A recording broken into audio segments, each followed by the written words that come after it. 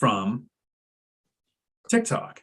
Now, it could be YouTube, it could be Instagram, it could be Facebook, it could be short form content where somebody says something and in 30 seconds to a minute, it sounds articulate, it sounds smart. And if you haven't done any research, which sometimes the people who make the content haven't done any research and have no experience,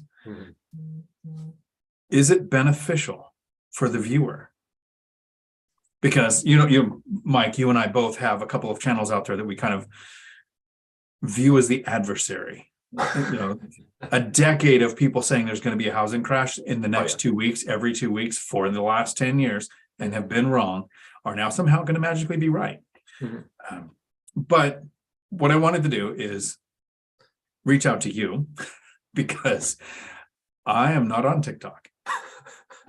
I don't post on TikTok. You actually had a TikTok channel that was very successful, which created some issues for your employment. And that is no longer a thing. I'm still bitter about that. I know. That's why I was trying to think, I don't know, a segue out of something I brought up. This is stupid. You have some examples that you're going to share with me. And then I'm going to tell you what my opinion is of something that they said. Now, they might have something that is a golden nugget, kernel of truth that you can file away. And I get that you can hear a sentence that can change your life. When you look at the cash flow quadrant and you realize that we have a tax reward system, not a tax penalty system, it can make you go, what does that mean? How do I research that? And that one little sentence can say, let me change your life. There are things people can put into short content that can really help. And then there are some things, I'm guessing, that don't. Yeah, so we are going to be watching and reacting to Instagram Reels, YouTube Shorts, and TikToks. Because as Dion said, there is some good, there's some bad, and there's some ugly advice out there. So for this, we do have to be a little bit careful because unfortunately, some of the videos I would love to share, and if people out there want us to react to stuff, you can always send it my way. We could do a part 2. We do have to be careful about copyrighted music in the background of TikTok. So I couldn't bring all the best stuff, but we got some good stuff here. Some interesting advice, some angry tenants, Grant Cardone, just a whole bunch of different people. And we're going to take them one at a time and see if Dion likes what they said, where they were wrong. But ultimately, what I want you to remember, and I won't pigeonhole these people into what the 15-second short clip of them comes out to look like. When you make short form content, there's a big trick with it. It's short. It's very hard to explain complex processes in 10 to 15 seconds. And it's still pretty hard in a minute. It's still pretty hard in 3 minutes. And a lot of times, sometimes certain processes might be so complex, it's going to take you 5 to 10 minutes. I remember when YouTube first came out and people thought no one was ever going to use it because who's going to watch something so short as a 5 to 10 minute video? This is just ruining attention spans. You can't explain these processes like that. Well, guess what? Dion's got a whole channel built off of 10 to 15 minute videos, as do a lot of popular creators. So don't knock on these short form content creators because even though it seems a little odd to get financial advice in a 30-second format, they're doing it by the millions upon millions of views. And so what we're going to do is grade them on how well they're doing. Dion, you want to jump in on one, or you want to keep chatting and wait till people? So we're going to give it a few more minutes for some people to find us because I see a lot of the people in the comments who kind of know us, or we know most of them, and we know their story. But there's some people who don't. So we invest in real estate, buy and hold. I invest locally in between Tacoma and Olympia in Washington. Took a little less than 10 years to reach financial freedom, walk away from a job I really liked because time freedom went out. You are a first responder investing. We both house hack. So you're around, and not in, but around Seattle, and you house hack a duplex, but you invest out of state. So if somebody has out of state questions, you're definitely the person I refer them to because you know how all that's working. You're 10 units currently? 10 units, that's correct. Making offers every day. Made one this morning. Nice. And our goal is to share with people that you can reach financial freedom in 10 years or less, even if you're not starting from the best position. You work in law enforcement. I worked in law enforcement until 2008 when I got laid off during the recession, and I started teaching truck driving for $17 an hour and was able to reach financial freedom. So one of the comments that comes up often is, well, it must be nice if you're rich, you can get richer. Implying that if you're not rich, you can't become rich, which is backwards logic. don't wait to be rich to invest. You have to invest to become rich, right? Mm-hmm. And this short-term content can be something like what I just said. That sentence that came out can be something that you look at and you go, oh, that's a different way of looking at it. An example is I made a 30-second video today and uploaded it. You didn't get the notification, so I asked you, had you seen the video? You opened it, you watched it, you made the face, and actually said the words. I hadn't thought of it that way. Yeah. Right? So yes, I absolutely agree. I've had to be brought around by you that short form content can at least spark the idea that leads you down the chain that gets you to financial freedom or to whatever you're studying, whatever you're interested in. So you ready to jump into it? No, on that thought that you had while we're waiting for people, we got into an argument with some guy in the comment section because you made a short form video that was, hey, it all starts with mindset. And this guy was like, you're giving advice to take someone from the middle class to rich, but this doesn't help poor people go to middle class. At the end of that exchange, he just started calling me names. So I consider it a win on my part. But yeah, I feel like you should elaborate a little bit because not only does short form content help, but the point you were making was, dude, it starts with a mindset. Mindset shift has to take place. I think if I recall right, that short was the difference between poor, middle class, and wealthy isn't how much money a person has or how much money they make. Right. It's what they think the purpose of money is. Poor people think money is for paying for things. So you work to earn it to pay for things. Middle class think the purpose of money is leverage. So they work to have a good credit score so they can finance a big house and a big car to have people think they live the big life. And a wealthy person, whether they started poor, middle class, or wealthy, they understand that the purpose of money is to make more money. I started doing that when I was making $17 an hour, found out about, I'd always hesitate to say it was $313,000 in bad debt in my name I didn't know about until the divorce, which I negotiated down to $89,000. So if that's something people would like to learn about, let me know. I got the creditors to say, yeah, you owe us 313, but we'll take 89,000. To financial freedom in less than 10 years. That's not like I was born with a silver spoon or you need to be born with a silver spoon. I think the mindset shift is the biggest thing. So I totally agree. And that comment comes up all the time. It's just like when you say, when did you start investing? Right? Well, if you bought a property in 2011, you look like a genius. But when did you start investing, Mike? Me? 2018, when Seattle had been the #1 appreciated market in the entire country for 23 months in a row. I was told it's at an all-time high. It's a bubble that's sure to burst. If you buy now, you're a fool. So I closed on a $450,000 duplex. And by 2022, when I refinanced with the new appraisal, it was worth $700,000. Looked like a fool. Yep. And interest rates were, what, 6% in 2018? 5%? I got a 5%. Then I refinanced with a 3.1. Because owner occupied, right? So I did the same thing. I had some duplexes that I purchased one in 2018 that I refinanced in 2020. So the whole time, everybody's saying, don't do it. This crash is right around the corner. I'm interested in seeing what TikTok has to say. Yeah. So why don't we start with house hacking since we're talking about it? Okay. So this is a TikTok from a guy. And I want the people that are watching, if you've never seen short form content before, I want you to pay attention to the format that this guy uses, because this same format is used by a ton of people. Now, this guy's been on Zuber's channel. He's actually a legit investor, but we're going to see his advice. We're going to start off with something good, something soft, something the kids will like. Hi, I'm trying to buy this property you live in and I'm looking for a loan. I see. Unfortunately, based on your paperwork, it looks like you don't earn enough to qualify for the loan. I'm sorry, but you're denied. I get it. I normally wouldn't qualify for a large loan like this by myself.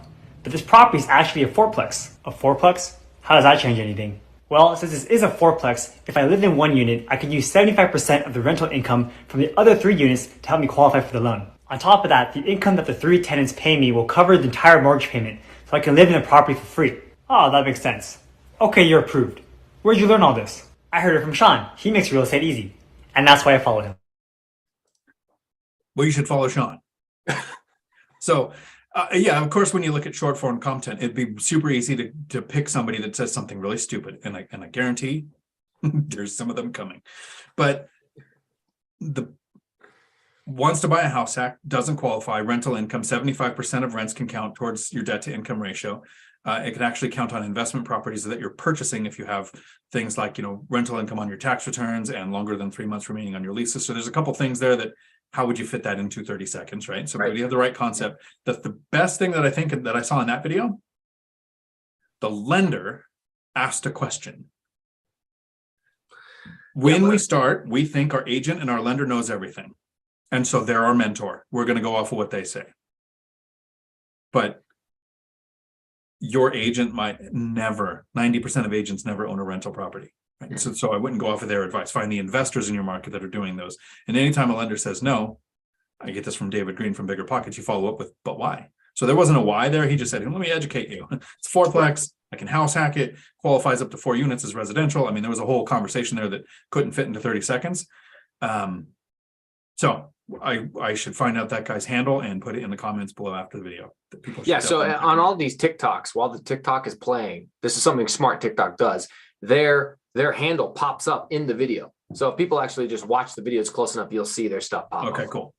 But yeah, so this guy, he's given some good advice. To Dion's point, it's a little bit condensed because you literally cannot fit enough of it in under a minute. It's just not possible. And the struggle there is the way I had to shift my channel too. When I first started, I thought I'll be one of these channels where you have conversations with yourself. Mm-hmm. And that doesn't play well on a format where a lot of people just listen. Right. Yeah. So maybe on YouTube because you're scrolling, or not YouTube, TikTok. You're scrolling and Mm-hmm. you're actually watching. But I don't think too many people just set the phone down, put the headphones in, and listen to TikTok for hours while they're working. You can't, because you have to swipe every 15 seconds, maybe up to like a minute long. But yeah. But what I want you guys to be careful is, unfortunately, the internet is an interesting place. Anybody can appear to be an expert. Anybody can go out and buy $50 styrofoam panels, a nice light and a camera, and upload videos and make it look like they're an expert. And there's people who truly are, like Zuber, like the Lumberjack, like Dion, and there's people who aren't. They don't know anything what they're talking about. Half the time they're regurgitating something else they've seen. So this format that this guy Sean, where he's having a conversation back and forth. And then he's like, I learned this from Sean. That's why I follow him. That exact finishing line pops up on thousands of financial TikToks. And half the time, these guys are lacking in creativity. They literally copy word for word what someone else said. And they're just hoping that if they're the guy who says it with an Australian accent instead of the American accent, then they don't even know real estate investing. They're just trying to put their own spin on it. Look, I'll be a young person instead of an old person saying it. And so what happens is you hear something they say that's good, but then when you start to dig for more information, you realize, oh, wait a minute, this person has no idea what they're talking about. So I got an example of a young lady who I tried to have a conversation with. Dion, you ready for another one? Let's go. All right, let me find this one. So this lady right here, I watched her video and I was like, oh, okay. And I'll have to pause it so that we can actually read what's going on here because it goes by real quick. So happy! Okay, so this lady right here, she's saying owning rentals. Here are the pros of owning rentals. Extra income, someone else is paying your mortgage, equity, tax benefits, providing housing for families, and appreciation. Dude, I agree with her 100%. Those are all pros. And to finish it up,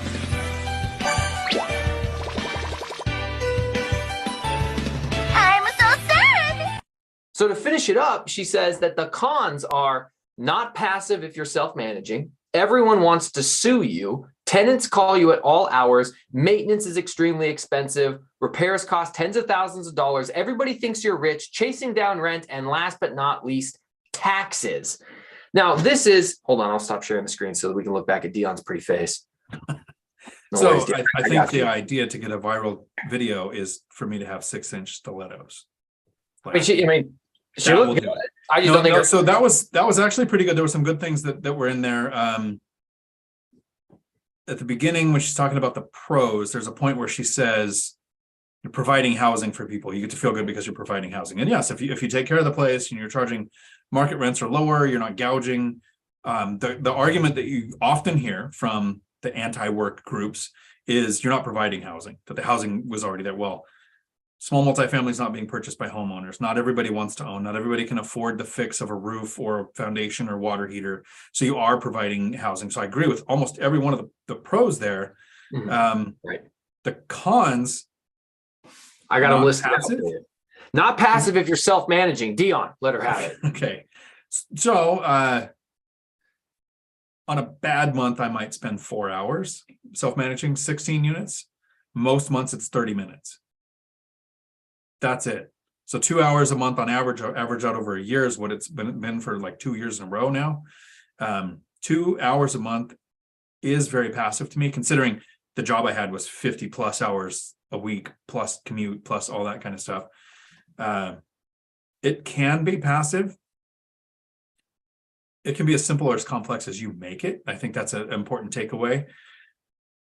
Did she actually list taxes in the cons? She listed taxes as a con, which is actually what prompted me to start a conversation with her. But go ahead, Dion, explain to us what your perspective is on that. Hundreds of thousands of dollars in profit from rentals. I've still never paid a penny in rental income tax. Now, my tenants pay a lot of property taxes, which I think we need. We have first responders who need a paycheck and equipment, right? And training. All of that costs money. We have roads. We have a social net for people who fall in hard times. Like all of those things need to exist. So we need taxes to be paid. With schools, property taxes is great for that, but your tenants pay that. Mm-hmm. Taxes as a problem. I guess if you mismanaged. So I've tried to talk to my brother several times who ran a business for years, and all of his properties are paid off. He has 10 rentals.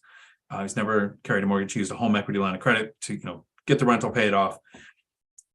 So every April and every October, he has a big tax bill that he lets April and October try to pay for, instead of going, if I set aside 500 or 1,000 a month out of every, rent, to where April and October have these bills coming that are expected. Right. So to him, taxes seem like a nightmare. I think so. Yeah, there's perspective there, but taxes is one of the main reasons people invest in real estate.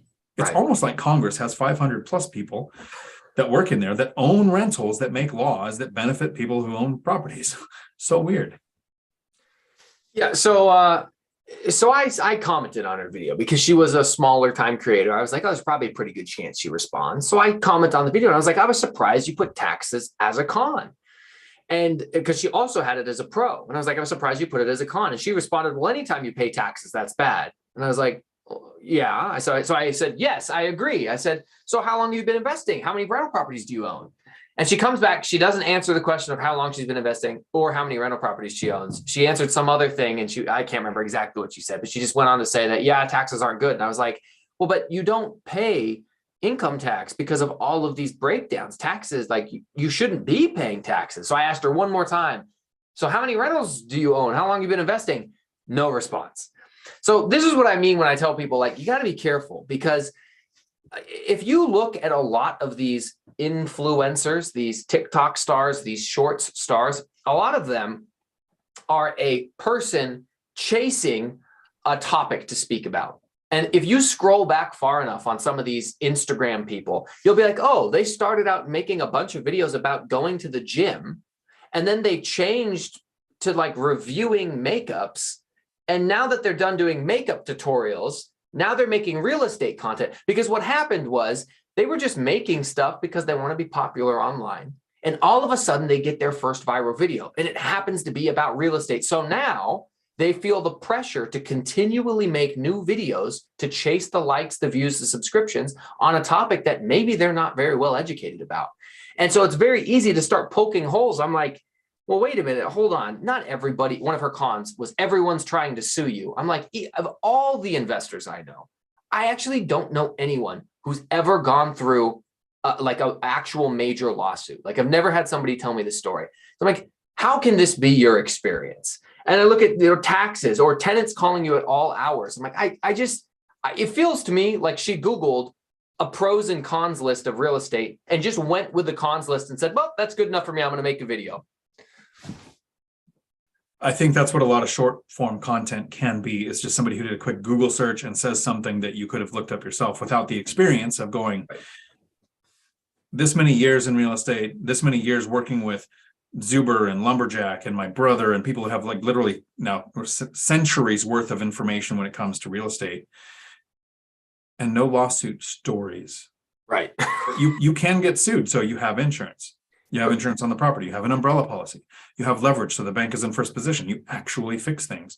And to the point of when you're watching content, especially short form content, there's a version of YouTube where you go, wow, what's everyone else talking about? Oh, can I talk about that? Do I have some knowledge that relates? If I do, great. If I don't touch it, because a bad video will draw someone to your channel and then your content won't apply to them and it kills your channel, right? So you actually want to have good content. But this is a real story, and it became a meme. But Travel Light, how I trade on the stock market, had 712,000 views. I saw it. Okay, and so that was 6 years ago. So content on crypto at that point was just going crazy, right? 712,000 views. Last video 2 years ago, I joined OnlyFans.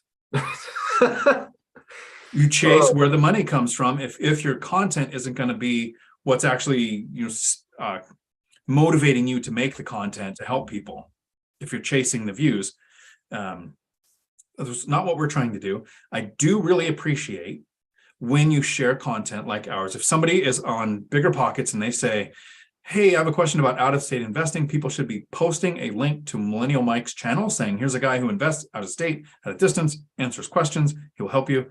Like that kind of stuff to help grow the channel to the people who actually this information applies to. Or when someone like Dividend Dave does a super chat like that to let YouTube know, hey, somebody likes this content, maybe show it to a few more people, like that's appreciated. But literally just, and then you popped in with that just before I said it, because it popped up after I said it. I appreciate that too. It's not topic chasing, right? Like if something starts to trend, but it relates to what you're talking about, I totally get it. Right. But you don't see Zuber going out there and saying, hey, let's talk about infidelity and law enforcement. Right. He's not going to make it that, because that's trending. Like that is meme-tastic. And that's not what he could get views. He could grow his channel, but it would be negative for his channel because people would come and go, okay, I was looking for this content, but this guy talks about real estate and financial freedom. That's not what I'm here for, right? So it doesn't seem like she had a lot of experience, though she had a good list. So she Googled a good list, other than the taxes being on the cons, the not being passive if you self-manage. If you don't have systems. Like when my first couple of years, it felt like it took 20 hours to manage one tenant a week. And now it's 2 hours a month to self-manage 16 units. So systems are important there. I don't know if I put that in the go ahead. I did. If it makes you think that there is a pro and con and you should look into it, sure. I'm going to have to make that video wearing the 6-inch stilettos, but not today. I don't think you're going to get quite as many views as her, Dion. That's just me telling you as a friend. All right. Let's see what else we got. I got a bunch of videos, folks. We got some good ones. Why don't we? I love this one. Hey, this actually leads to the fight that you and I are having about out-of-state investing versus in-state investing. So let's watch this clip right here. This is a fantastic clip.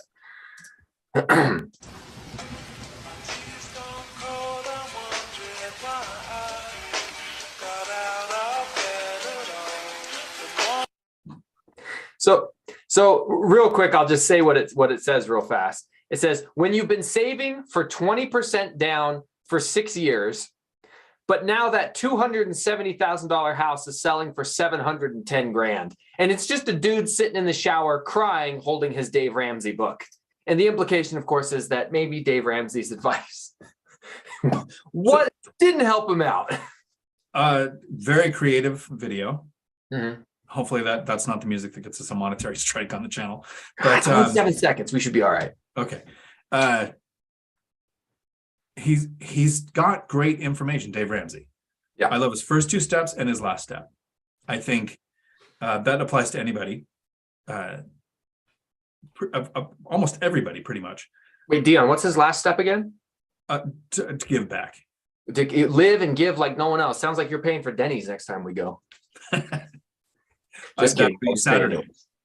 Yes. I'll buy food on Saturday. Yes. For anybody that is in the Tacoma area or the Washington State area, this is when Cody and Christian Multifamily Strategies are having an event at the Robin Hood Resort. If you want, I can find the phone number for the young lady who's coordinating it. You can come for the whole weekend or you can come for the day. Both Mike and I are presenting. There are other presenters there as well. And apparently I'm buying Mike lunch on the trip.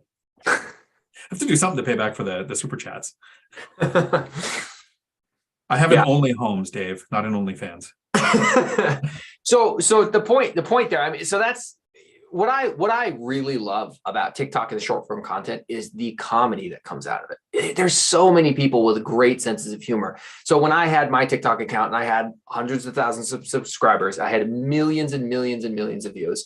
Mine was not informational. It was all just about making jokes about being a police officer, just like the silly things people say to you. And then, oh yeah, I swear I haven't had anything to drink. Well, you know what? The preliminary breath test says that that's a lie, but you could say it, you could tell that story and it's a joke. It's funny. So this case for this guy right here, yeah, he's comedically pointing us to a feeling that many people have had, which is, yeah, dude, I'm trying to save my 20% down for this $200,000 house, but it was $200,000 in 2012. Now it's 2017 and it's 700,000 and I'm just chasing a larger and larger down payment. And so if you take advice from someone like Dave Ramsey, who says 15-year mortgage, all debt's bad debt, except for a mortgage for some reason, 15-year mortgage, you got to put 20% down. Okay. You'll never save it fast enough to even get into that house. If you got in a duplex or owner occupied financing with 3.5% down, you could have ridden that equity wave up and you could have gone up $500,000 in net worth as that property appreciated. The thing that Dave always leaves out is he did 90-day debt, right? Then it blew up in his face, 26, bankrupt. So you get a bad taste for debt. But then if you start making a couple $10 million a year off of your radio show or whatever, when he started, you could totally go out and buy a rental cash. For him, that makes sense. Right. For the rest of us mortals,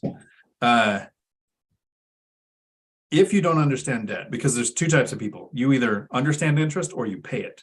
So if you understand debt and you can get good debt, which sometimes good debt becomes bad debt, right? Yeah. You over leverage. You have adjustable rate mortgage, you get debt on an asset that pays more than it costs, but that asset isn't something you trust, like crypto or margin on stocks, when used incorrectly, right? So there are people who Dave Ramsey's information is great for, but if you are an investor and you educate yourself and you pick an asset class. So there's two super chats here I want to talk about really quick. So one is from Dividend Dave. Help purchasing a skin suit for Dion stilettos. It puts the stilettos on its feet. Left out where it gets the hose again. A picture I didn't need in my mind. I know that's an image no one needed, but now it's Dave. So there you go. But Tom has a good question here. And so Thank you, Dave, for that. I appreciate it. And Tom, how do you know if the advice you get is good or bad, no matter where the advice comes from? So that's actually something I've considered making a video on, which I was going to do some research. Most of us get our advice from our parents and our teachers who aren't wealthy. Rich dad, poor dad. Right. So both if dads both love you. If the factual math is 99% of the people aren't in the 1% and you're getting your advice from the 99%, that means that they might have done the research and they might be able to help you, but more than likely their advice is going to turn you into them. And they're not in the 1%. So there's two things you want to consider when it comes to advice, Tom. First is the source. Where is their advice coming from that they're giving to you? The person, wherever you're getting it from. Is it from their experience? Something that their parents passed down? Or did they self-educate? Right? Now you can learn from somebody who's studied chess, but is a terrible player. They have the strategy they can teach you. They might not be a good player. You might not learn well playing against them, but they can teach you things. So that's the source. How do they have the information? And the second thing to consider with advice is the motivation. Why are they giving it to you? If it's a lender giving you advice, 9 times out of 10, it's because they want to sell you a loan product. If it's an agent giving you advice, 9 times out of 10, it's going to be because they want to close a deal. Doesn't mean that loan is right for you or that deal is right for you. So know the source. Why? How do they have the information that they're sharing? And then what's their motivation? If it's a lender who's building a long-term relationship and wants to work with you on deal after deal after deal, and they're an investor, and you can verify their information from other sources and it tracks, sure, that might be a good source, but check those two things, the source and the motivation. Yeah, I'll talk on that for a second. I'm going to read All Nighter Hider's comment because he had a good response too, which he said, half a dozen sources at least, and they must complement each other, if not completely agree. So yeah, I think he's good. You want to check against other people and verify your sources. But for me personally, I like to look at results. This was one of the first things that woke me up to the financial matrix that we're in, because I listened to Dave Ramsey from 18 to like 22 or 23. And he used to call them endorsed local providers. Now I think they're called SmartVestor Pros, but he has a local financial planner in your area that will come out, sit down with you and help you pick an investment into mutual funds that can help you to save for retirement. So I did the only prudent thing that I thought I could do, which was call this person, have him come out and coach me on what I should invest in, this financial planner. This guy sat down across from me. He's probably 50 years old. Nice guy, very friendly, no problem with this guy, but he's part of the matrix. He's part of the plan that's already established and put in place. And he comes out and he sits down to me and he shows me how the amount of money that I'm making, if saved over my entire life and put into a Roth IRA with an estimated 8 to 12% return, might get me this amount of money at the end that hopefully I can live off of in retirement. And hopefully I'm not poor and broke if I've already paid my house off and all these other things. And I looked at this plan that this very educated, good and well-intended man laid out for me. And I said, I don't want to retire at 65. I just want to be crazy and retire at 55. Well, unfortunately, you're going to have to figure out how to make a bunch more money. You're not going to actually be able to make those numbers work. You'll run out of money by the time you're 70.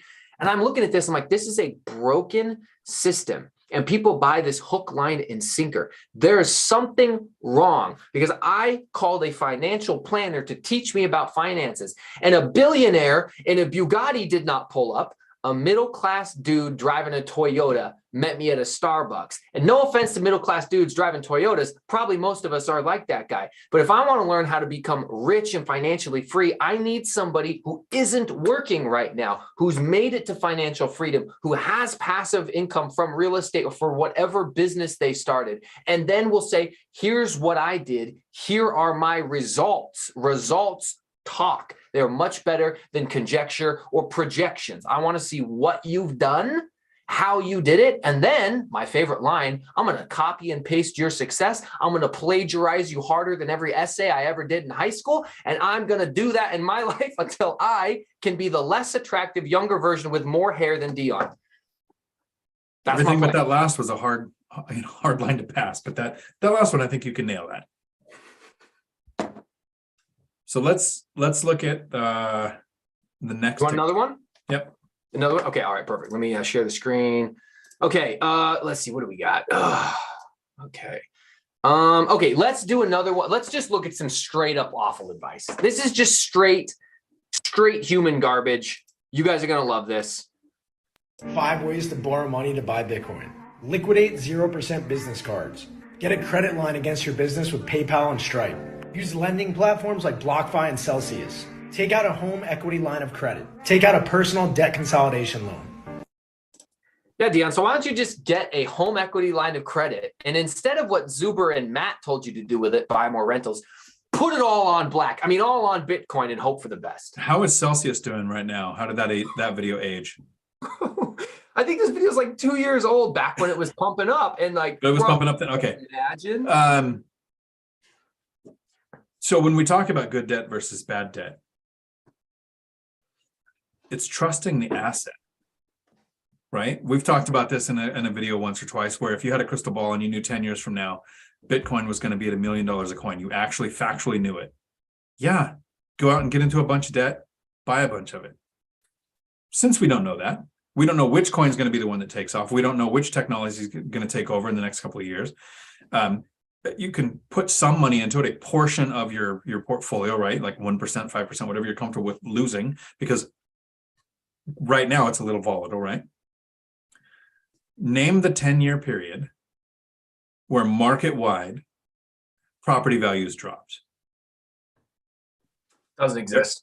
Right. So there might be a couple of pockets where Silicon Valley gets trashed by the dot-com bubble bursting. The car manufacturers move away from Detroit, and yeah, so like a market that's one economic driver dependent, sure, diversify, spread out from there. Even Zuber is off in Fresno, where there's several different elements that lead into his rentals, right? And then get into good debt. Don't over leverage. Be able to handle things like a pandemic, a prolonged government shutdown, a stock market crash. Have good reserves, but the debt is powerful on an asset that we trust. Mm-hmm. If somebody is telling you the power of margin and the power of debt to buy crypto, you get what you deserve. if you follow the advice. Mm-hmm. Yeah. I don't think we need to say much more about that guy. I mean, that guy's been proven wrong. Bitcoin is in the toilet, and I'm actually a proponent of Bitcoin. I think that the technology behind blockchain is going to work, but I would never tell somebody to liquidate business credit cards to put it all on Bitcoin, because that's smart investing. Let's take a look at something else. So here's another example of one of the major downfalls of short form content. They make it look so easy. They make it look too easy. Anybody can do this. I'm doing it. Why aren't you? So we're going to watch this guy talk about rental arbitrage, and then we'll get Dion's perspective. I'm getting paid like $1,000 a month just to rent this place out. No, you're paying rent. No. I mean, I'm getting paid to rent. It's called Airbnb Arbitrage. Huh? But basically, I find a rental that's in a great area of town, right? And then before I sign a lease, I ask my landlord if they're okay with me subletting the apartment for Airbnb. And then what? Then I furnish it, make sure it looks good, list it on Airbnb, right, for like $150 a night. It's booked for about 20 days a month. That means I make $3,000 a month from it. I subtract my rent, my cleaning costs, and some other fees, and I'm literally getting paid to rent. Wait a minute. I could do this for multiple rentals and make a killing. Yeah. Let me guess, you learned this from following Josh. So there's another one of the I follow Josh, John, Sean. Okay. But let's hear it, Dion. Tell us about that rental arbitrage. So from the tone in your voice, I think we're going to kind of disagree on this. I think you should follow Josh. Hey, he gives good real estate advice. Okay, My problem with it was he makes it sound too simple and easy. Right. And if people jump into it like that, they're setting themselves up for failure. Yeah. Again, short form content to spark the interest, to send you down the rabbit hole, to find out the information you actually need. Mm-hmm. I really like that he said, I talked to the owner before I signed the lease. Hey, are you okay with this? I've considered it. And not as being the arbitrage person, but being the owner who rents to somebody at more than what I could get market rents for, so that they can do the Airbnb arbitrage. I ended up not going with it, but I thought about it, which means I put some time into thinking, is this a model that can work? There was a BiggerPockets rookie episode where a young lady went on and talked about doing this, and she actually shared that, I just didn't tell anybody. I Airbnb'd out the rooms where I was at, and I made more money than the rent was. And she got attacked in the comments, and she came back later and she said, look, I totally understand. I was like 21 or 22. I didn't know how the world worked, and I should have told the owner. So now my business model is I check with the owner, I sign a lease. I think that there's a mountain of risk. You have the last couple of years. If your business model was to do this and have long leases in place on places where now Airbnb is not popular, or something changes and you can't short-term rental in that area, so you think you're taking a huge risk. So I think it's a business model. And like any other business model, if you put the time and energy and effort into self-educating on how it works and structured in a way to mitigate the risk, I don't see a problem with it. We got a comment down here from Tom Kine. He says, follow Josh so we can buy your property later at a 60% discount. Well, so I'm not against. Right. So first of all, yes, Josh isn't buying the property. He's renting it, and then he's just re-renting it short form. Is it a legitimate strategy? Yes. Do I think that there's potentially a bunch of Airbnb hosts out there who went and signed year-long leases as a long-term tenant, only so they could turn around and short-term rent these places out at a bigger profit? Yeah, I think there's probably a lot of people who did that. But my concern is, because a lot of people are paying attention, Airbnb is going through some struggles right now. They're having some issues, some problems. Bookings are way, way, way down. So if their plan was, they still have a bill, they got to pay their rent each month. So they got to make at least the minimum for their rent. And if they jumped in on it because guys like this make it sound so easy, so simple, but they didn't do the research to recognize, dude, if you're not on the beach, if you're not walking distance to the tourist attractions, you can't just go find any old short-term rental and throw it on the market and expect to see these results. You could get burned. And to your point, Dion, he's constrained by the time with which he has to make it. I'm willing to bet he would probably make these points if you sat down and chatted with him. But that is the danger of short-form content in and of itself, is you're not getting the whole picture. And so you need to take it upon yourself to go find out the rest of the story. Tom has a question here. Can you use is that the new AI, Chat GPT or whatever? Oh, the Chat GPT. Set up a phone call message 5 minutes before. Your live stream, it's the new rich. It would be nice to be able to get the live streams info out, because one of the great things about financial freedom is not having a schedule. So it's literally like it's a 2 o'clock in the morning text. Hey, Mike, what you doing? You up? Yeah. You up? What are you doing? Right. I don't think I've ever Do a sent one of video. those to a dude unless I needed a ride somewhere when I was a Right. kid. I've sent a lot of those with a smiley face, a winky face on the end. Exactly. So this is where the old bull and the young bull have the conversation, and the old bull says, here's how you get the text. Well, anyway, let's get back into the topic. We'll talk about that after the live stream's ended. Right, exactly. Okay, let me pull up another. So one last thing as you're pulling that one up. One of the goals with my content is to actually explain how simple real estate investing is. So that TikTok made it seem super easy and simple. Simple doesn't mean easy. I want to talk about, and I have made videos the last couple of weeks, I actually dedicated to what were the first 10 years like, right? I had Zuber on. I want to do a video one-on-one with you where we just talk about your start to now, how much of it has sucked, and how did it feel like it was taking forever?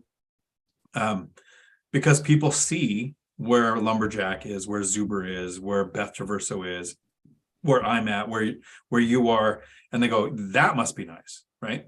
Yeah. But it's like the comment that was put in here earlier, and I should know the person's name, but I think it was Wombat Striker, but I should check. No, it was Wandering Doc, I think. Live the life no one will, so you can live the life no one can. And it was close to that.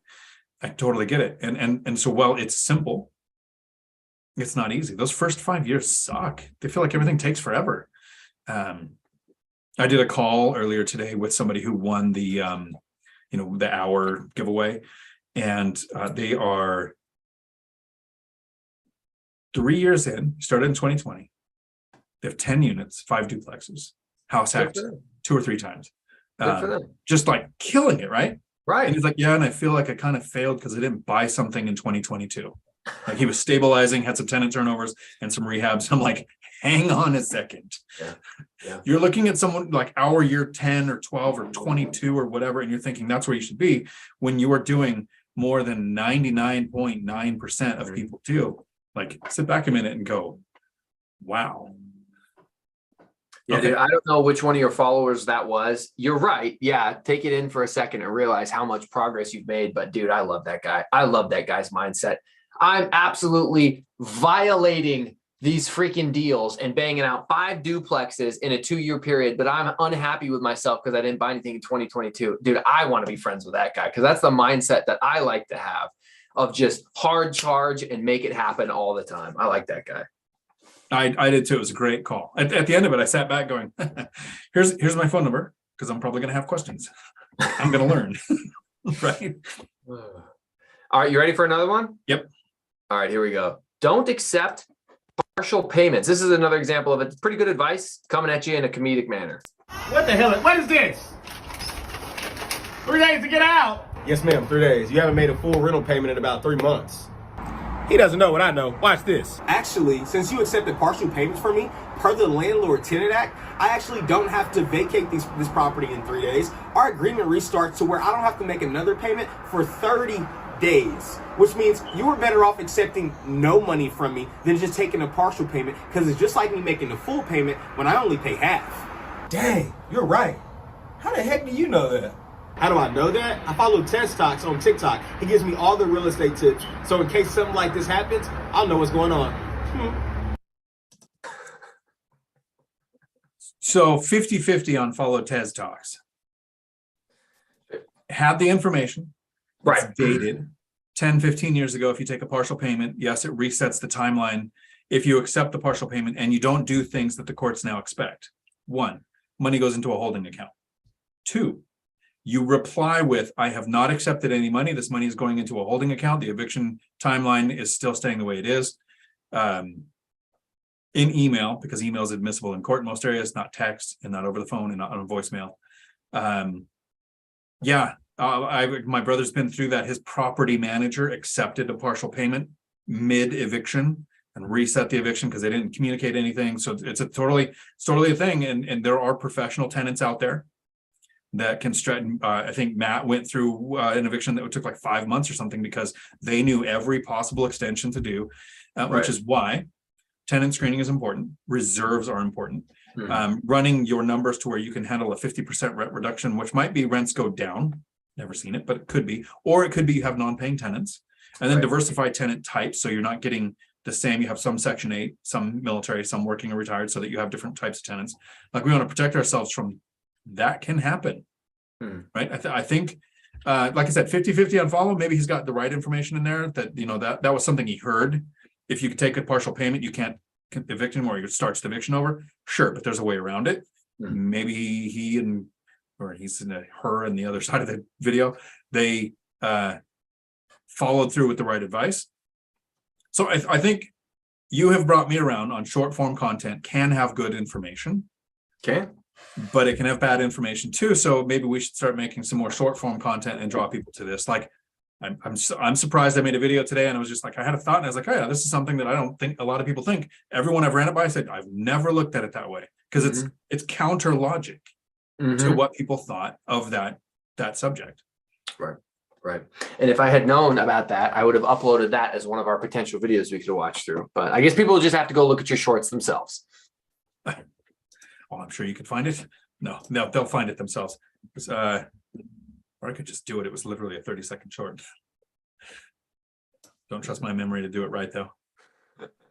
Do you want to let's do this lady who seems to be a renter who doesn't understand rent increases and seems to be extremely ungrateful. Y'all, we got some community drama going on. Let me tell you about it. Just for some context, when I moved into my current house about 3 years ago, I was paying just over $1,000 a month. I have renewed since then twice or 3 times, and I am currently paying right under $1,300. Well, I had a new neighbor move in right at the turn of the year. And we would always wave, we'd like chit-chatted, but I never actually had a conversation with her. And then yesterday, I noticed that she was talking to some of our neighbors that are a little bit farther down the street. Obviously didn't think anything of it, you talk to your neighbors. But then the next time I went out, I noticed that she was a couple doors down talking to that neighbor. And it kind of looked like she was going door to door. Well, today I was going out to go to the store, and she saw me and like waved that I should stop. So I stop and we're chit-chatting, whatever. And she says, can I ask you a personal question? I suppose. She says, what do you pay in rent? And I tell her, and I explain what it was when I moved in, etc. Her face goes bright red. She goes, that's what I thought. And I said, if you don't mind me asking, why? They are charging her almost $1,900 a month. And we all have the same 1-bedroom model. Is that legal? Is that legal? Oh my God. My landlord It hurts my brain. Oh my God. A good deal because I'm a good tenant. Oh my God. I totally get. There's the mindset. It's like that broke my brain. Not only is that legal, that's how this works, right? I don't know if she's in a rent control area or not. So if she is, then her rent couldn't have gone up to the $1,900, and the other person is a new tenant, so it would be at market rents. If she's not in an area of rent control, then the landlord is giving her a great deal, and she's wondering if it's legal. I did a 2-year study, right? I was very concerned as I was leading up to financial freedom and retiring last year. So I retired 6 months, like today, I think 6 months. It's like this week. I was wondering why people got into real estate, had rentals like I was doing, reached financial freedom. I had the 4X rule, more than four times the money coming in that it cost me to live every month. And I was thinking, okay, I'm kind of stupid going to work. I'm with the clown nose on. I'm going to go to work today because I don't need the money. Why am I doing this? So if I retire, why do people quit? Why do people who used to own rentals not have them now? And I literally spent the last couple of years going to several different people. I was having trouble finding them because if you go to BiggerPockets or One Rental at a Time or Facebook groups where people invest, you run into people who are trying to grow channels or portfolios, right? So these are renters or owners. But I finally found where the used to be landlord people are, right? They are in the Choose FI group. They are stock investors. They got burned in real estate. So I had some were, it was too hard. I didn't have systems in place. I lost money because I bought a bad deal. Some were, there was a couple of other ones, like just one-offs, right? But the one that was consistent across the board, why did people quit? I didn't raise the rent. That sentence came up with Stephan. I sold a rental because I hadn't raised the rent in 10 years. I can get a better return its savings account getting 0.02% interest from the bank would be better than what I was getting on that rental. Well, no kidding. That's exactly how this works. If you don't raise the rent, you're running a bad business and you're going to lose. Inflation is a thing. Cost of materials goes up. Your profit margin needs to exist for you to continue to want to be in the asset class. So me having the binder strategy, which is literally my tenants ask me to raise the rent, makes me very confident that the main thing that made most people become ex-landlords isn't something that's going to be a problem for me. So when you see a tenant like that, first, she's not happy that she's paying way below market rents. That person agreed to pay $1,900, so they looked around, they found places, they found that one, they were willing to pay for it. And two, how do you not call a person like that unintelligent? Like what's the PC term for no kidding? That's what it is. You just ask her if, her parents were cousins or something like that. Do you see the super chat from Lumberjack Landlord? Oh, dude, look who showed up. Thank you, Matt, for that. I'll let you read it because it's a brilliant. I think it's a great way of putting it. Matt goes, if I found that video on one of my tenants, I would send her a love note, raising her rent to the same. Now it's fair. Now it's fair. And fair is important. Here's what's funny. I have tenants who watch my content, who have seen the image of their property where I go, here's how I get my tenants to ask for the rent to go up. And then my tenants message me and they go, you're totally right. And thanks. We're still getting a deal. Like they know what the area market is, the market rents are, and then where they're at. They ask for the increase. Total transparency. That owner can go to her and go, yeah, the new tenant's paying this. You're at $1,300. What do you think is fair? Right? That's what they're renting for. And if you don't want to renew, you don't have to renew your lease here. You can move somewhere else because that's what the market rents are. That was a great one to wrap up with. You broke my brain. Good job. To wrap up, are we done? Because I got more. Oh no, if you got more, we hit an hour. I didn't know how much of your time. Oh, dude, I wanted to take. We got nothing but time. Hey, we're gonna go with rent increases again because I got another topic on rent increases. Well, I have all day. I just didn't want to steal all your time. No, don't listen to him, guys. Okay, he's trying to pressure me into quitting because he's about to start playing World of Warcraft. And I'm cutting into his WoW time. You don't think it's on right now in the background? So here's this guy. This guy is hilarious. He makes videos about all sorts of topics, and I really liked this one. I'm raising your rent next year, then I guess I'm moving. Nothing like the annual game of chicken with my landlord. I love that lease renewals have become ransom notes for your home. This place doesn't appreciate in value, It's not a share of Amazon stock. It's a one-bedroom apartment with an ant problem. I gotta cover the cost of maintenance. What maintenance? You talking about a caulk gun and a few new light bulbs? Use the thousands of dollars I continue to give you. So, create a video. And I think a couple of people have sent me that over time or something very similar to that. Yes, you probably give thousands of dollars in rent, right? Which covers the mortgage, the taxes, the insurance. And we says, well, maintenance, what is there? A little bit of caulk and something else with it thing? Yes, because the roof is going to replace itself in 5 or 10 or 15 years. And the foundation is going to fix itself. And the hot water heater is going to replace itself. So absolutely. Your rent doesn't go into the owner's pocket. Even a paid off property still has expenses. The ant problem is because the tenant should have taken care of their stuff and not left food around and don't get ants. And yes, here in Washington, we get the I don't know if they're sugar ants or whatever, but we get a kind of a certain time of year. You put out that Toro that you get at Lowe's or Home Depot, and you put it on wherever their path is, and they take it back to the colony. One of the reasons I really like the binder method is you have happy tenants after a rent increase. Like, how does that happen? I mean, it was an evolution over my portfolio, but I rented, right, for 2 years between renting out my house and buying my duplex. And I was in different places for those 2 years, because at the end of the first year, you just get this letter saying, hey, here's your new rent amount. It went up. Okay, fine. I'm moving over there. I don't care how much it costs to move. I do that in a weekend, right? Right. But had they come to me and gone, hey, here's what's happening with area average rents. This is what we what we could get if you moved out, because they'll probably get more. What do you think is fair? I probably would have recommended more than they just raised it. But as a tenant, And that's what a lot of people watch. They watch, the landlord is evil, that the tenant is the victim, not that the tenant doesn't have to pay for the roof when the roof issue happens, but their rent is going to pay for the roof over years. Very creative. Don't suggest watching it as an investment strategy to learn how to invest. Yeah.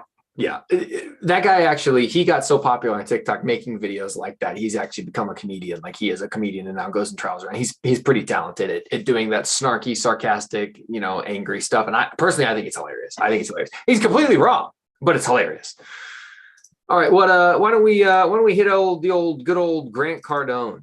What is that? I remember my mom telling me, I said, I'm going to get in real estate. And she's like, why do you want to do that? Because I want to be rich. I told you when I was 16, I was going to be rich one day and I was going to help a lot of people. I can't help people if I can't take care of my own money. Oh, she's like, you're going to have tenants calling you at midnight. I hope so. She's like, why do you say that? I said, because they're calling me, they're renting from me. What you don't want is people not calling you. I hope I have thousands of people calling me, tens of thousands. That would be my hope. You see hard work and the obstacle as the way forward. And when people are doing the easy thing, dude, if people are calling me, they're doing business with me. Like, I don't want people not calling me. I want people calling me. I want people complaining. I want people to hate me. Like, at least you know me. At least you have an opinion about me. But not knowing me means I'm not in the game. I'm not even in the stadium. I want things to happen.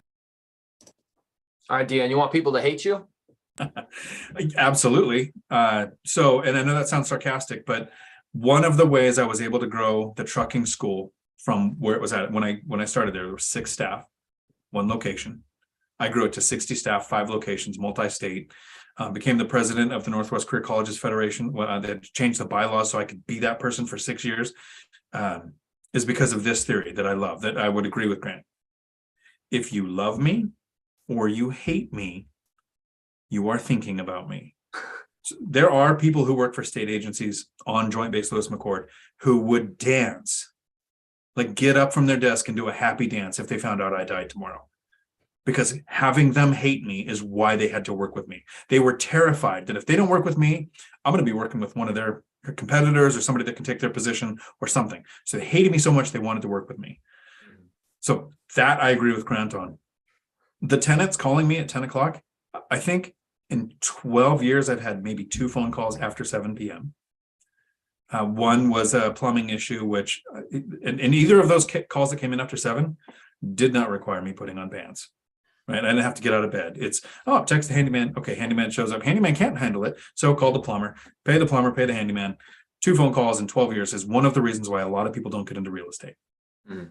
I might get a tenant's toilets or termite issue at a weird hour. So yes, a 10 o'clock at night phone call might be an issue to somebody, but when you reach financial freedom, there's 2 types of things that change. So not knowing what day of the week it is, right? Today it feels like a Tuesday because I'm doing a live stream. Mm. It's not Tuesday, right? Nope, it's Monday. It's not, because if it is, I was supposed to start my live stream 5 minutes ago. Okay, good. All right. So I don't know what day of the week it is, but the other thing is the time of day doesn't matter. Right? I'm doing a video on the 3 things I found out after 6 months of being retired. One of them is you get to find out what time of day a person you are. Right? For decades, I always had early shifts. I was a truck driver. I was in law enforcement. I ran the CDL school where we trained at 6 a.m. So I had to be there at 5 a.m. to get everything going. And I would have told anybody I'm a morning person. Like I've never drank. I had 1 cup of coffee when I was 14. Didn't like the taste. Never tried it again. So I don't need caffeine in the morning to get up and get going. I just would say I'm a morning person. And then I reach financial freedom and I retire for 6 months. And I realized I will stay up until 3 o'clock in the morning doing almost anything and then sleep as long as my body needs, because I can wake up whenever I want to. Right. Which is why you don't see random midday live streams that happen before 9 a.m. That was how I lived in high school. It was, I called it the World of Warcraft sickness. I would play World of Warcraft till 2 or 3 in the morning and then be sick and couldn't go to school the next day. Wake up at noon, back on WoW. That was the life. That is the life. When you're going to get there again? When I retire, man, we will be in the same guild. I promise. Exactly. Good. I'm going to hold you to that. I do want to talk on Grant's perspective. I'm a fan of Grant Cardone. I've liked Grant Cardone. He was the first person who kind of got me introduced to real estate back in 2011. I've watched him since like 2010, before he was ever a real estate guy. This is back when he was a sales teacher. So he taught people how to sell. And that was when I first discovered him. And I've always liked his bombastic approaches that seem a little counterintuitive. You're like, I want people to hate me. But it's true. Like, if you can get 50% of Americans to hate you, you can be the president of this country. But if you think of it like that, you could be the president. If 50% hate you, well, then the other 50% love you by default because they hate the other 50%. If you can make half of America hate you, you can become the most popular person most powerful person on the planet. So I like the counterintuitive advice from Grant. We only got like one, maybe two left. Are you ready for one? Yep, I'm good. Okay, hold on. Let me find it. I think we've gone through almost all of these. Okay, this one right here is the very last one, and it's pretty funny. This is the Slumlord Repair Starter Pack. The Landlord Special Part 3. Bathtub hair. Clean and updated. You live here forever now, Mr. Bug. Modern hardware. Second coat for the Forever Bug tenant. Tenant didn't clean fridge. Got it. Oh, yeah, that's how we do our repairs, Dion. Just slap some paint on it. So, here's the funny thing with that. It's a good video. I like it because it's catchy. You would watch it, right? You'd probably watch it a couple times to figure out, was that bug dead when they started doing that show? Like, my experience with those kind of repairs is that's what tenants are doing just before they move out to try to get as much of their deposit back by saying, look, the fridge is clean. Look, the bathtub is not whatever. I guarantee there are landlords out there that do something similar, that just barely take care of the place or don't do a cleaning. Mm-hmm. Like the TikTok that we watched earlier where the guy said, the arbitrage one. Yep. Says I'm paying $2,000, but I'm making $3,000. When I take out my expenses like cleaning, he was ignoring the fact that, the tenants pay for the cleaning cost. Mm-hmm. Right. A landlord that does that is not going to keep tenants, and tenant turnover is one of the biggest problems that landlords have, right? Mm-hmm. Mm-hmm. It is a business. Run it like a business from day one. You have a system in place where you want to treat it like treat each property like you have 100 and treat each tenant like you only have one. Mm-hmm. If you have 100 properties, painting the hardware without taping, without taking it off to paint it, all that kind of stuff. It's yeah. But what's funny is those videos, I'm sure, get a lot of views, like a crash video does. Millions. Right. Which subconsciously impacts what people think of landlords, of property ownership. Actually, I think what my takeaway from that is wow, if that is what some people are doing, then what I'm doing is amazing. Mm-hmm. Because I'm not doing that. Right. Ouch. Yeah, no, there's definitely slumlords out there. For folks who know, I invest in Gary, Indiana. I invest in the Midwest, and I bought slumlord properties with the express intent of immediately remodeling them and turning them into beautiful houses, which is what I do. But I've seen all sorts of different, things rigged up. You're like, how was anybody living like this? And sometimes it's the tenants breaking stuff and they're just trying to fix it. And sometimes it's the landlords, they just don't want to pay for repairs. In fact, one of the driving forces behind some of these people selling property so cheap is that they've just deferred maintenance for a decade. And now that the bill's finally coming due, they're like, you know what? I'm out. I don't want to deal with it. I've got my money. I'm just going to take it and run. And so I do feel bad for people who have to live in these types of circumstances. That is actually one of the reasons. That's one of the reasons why the binder strategy works so well. Most of the properties I buy, I want to buy tenant occupied because they've been ignored. Maintenance hasn't been done. That's why the owner is selling. They don't want to have the expense. So you go in and you do some really simple things. I bought the fourplex. I had to put a roof. It's the only one I had to buy and put a roof on, right? But I fixed the decks. I went to each unit, asked the tenants, what would you fix? There was a couple really minor things, small fixes that the previous owner could have done and got significantly more rents, significantly higher. But that takes work. It takes energy. And that's why a lot of us, when we look at seller financing, we're looking for that person in their 60s or 70s. It's just kind of done, not taking care of it. Tenants have been ignored. Maintenance has been ignored. And a lot of the investors that I hear from, they want to buy a place that's vacant. Mm-hmm. Not buying with the immediate cash flow, not buying with the ability to raise rents at the tenant's request and turn it into profit. kind of like that short that I did earlier today. You sometimes you have a counter-intuitive thought, and it works. Right. There's a good point here from Justin. Howdy, Justin. When I look for advice, who's giving advice, I want to know that they have achieved that success that I'm after, and that they have gained the success through that activity, not by selling courses on YouTube. So there have been a few people who've reached out and said, hey, will you take my course and review it and do a reaction video? And I even told Zuber when I took the one rental at a time, when I said, look, I'm kind of anti-course. I don't think anybody should be paying for this, because at the time I was hearing of $15,000 weekends and $12,000 day seminars or whatever. And I was like, you take that 15 grand, you buy a rental, you lose it all. You're going to learn more than you can get out of a weekend. And then I've looked at, if somebody achieves what you want to do outside of the course, like the financial freedom came from their investing strategies, the people that they know, their network, their way of living, and they're putting that into a course. That's very different than the upselling techniques of come to the free one, we'll pitch you on the $400 one, which in that one you can totally get the secret, but you have to go to the $5,000 one or whatever, avoid those. But if you take something like Lumberjack Landlord or Zuber, where they have a mountain of knowledge, and you can watch thousands of hours of YouTube content and get everything that they're saying, and you pay to filter it down to like when we finally twist your arm far enough for you to make your out-of-state investing course, everybody who wants to do out-of-state investing can actually go to one source, chronologically list it out. This is what you study in the order that you're going to study it, interact with the person who successfully did it. Those courses make sense. Did the person do it outside of the course? If you watch somebody and they're selling courses, unless you want to learn how to sell courses, that's not the person you listen to. Yeah, I have been writing part of my out-of-state investing course up right now. Matt has been, encouraging me to do so. So I am putting one together, because when anybody who's worth, 30 times more than you says to do something, you should probably stop arguing and just say, all right, fine, I'll do it. So yeah, it is coming. It's inbound. But there was actually one more short, believe it or not, I just found out of nowhere. This one comes from the CEO of Howdy. So we're gonna see what Dion with his. I love the thumbnails on my shorts. Wow, they look terrible. Oh, dude, look at this handsome People guy. watch those?